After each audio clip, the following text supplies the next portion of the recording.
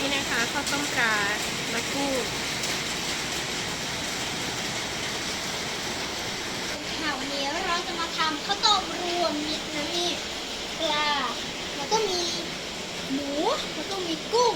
ปลาดอลลี่เหรอหรือปลาอะไรใช่ปลาแพนเดเซียค่ะนั่นนี่นั่นแหละก็มีข้าวสวยอะเนาะบรรยากาศในวันสุดเหงาเนาะดูดีฝนตกในวันที่ฝนตกไหลลงที่หน้าต่างโอเคมาเริ่มกันเลยค่ะเริ่มเลยนะอันดับแรกแล้วก็ใส่ก้อนคานอร์ลงไปก่อนแล้วก็ใส่เกลือปึ๊บเปิดกระปุกเกลือก่อนนะ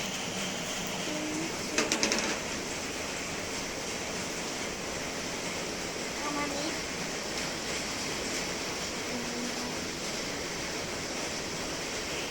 ทีนี้โอเค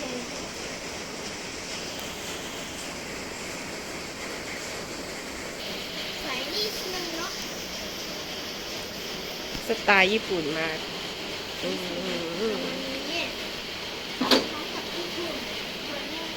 อันนี้เป็นรสแบบที่ใช้แบบสเต็กอ่ะที่ใช้แบบย่างสเต็กเนาะแล้วเมื่อกี้เราใช้แบบผัดอ่ะตามด้วยข้าวนะคะแต่ลุงมันคนข้าวหอมจะไหลลงมาเหมือนต้มปลาเนี่ยเหมือนแกงปลาเนี่ยนี่ลงไปได้สวยข้าวต้มทำจากกระทะไฟใส่กระทะเพราะว่าใส่หม้อมันสูงไปเดี๋ยวแขนหนูโดนเนี่ยกระเทียม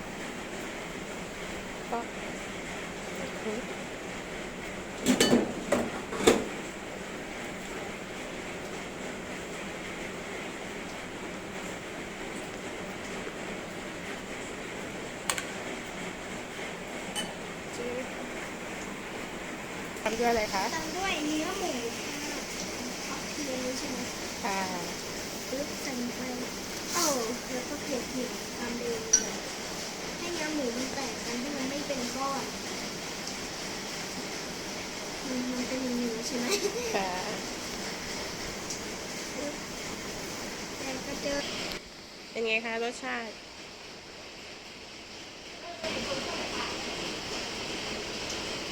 อืมต้นทุนเลย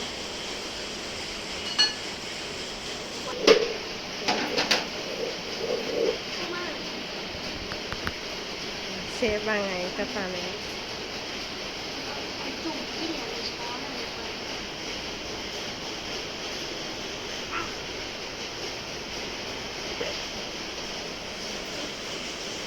แบบนี้ก็คน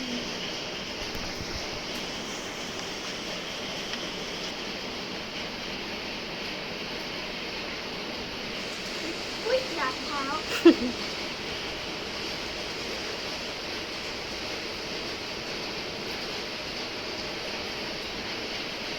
ว่ามันมันน้อยไป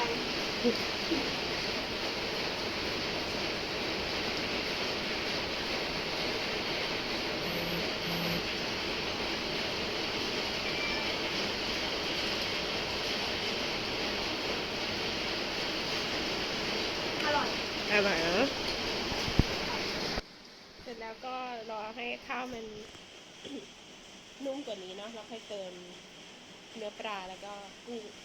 แล้วก็ต้นหอมเป็นอันเสร็จเรียบร้อยเนาะ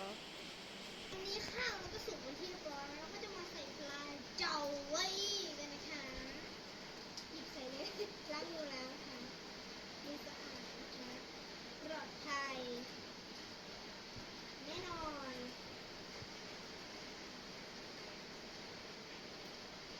ปลานี้เราก็ลวกมาเรียบร้อยแล้วเนาะจะได้ไม่ขาวนะคะ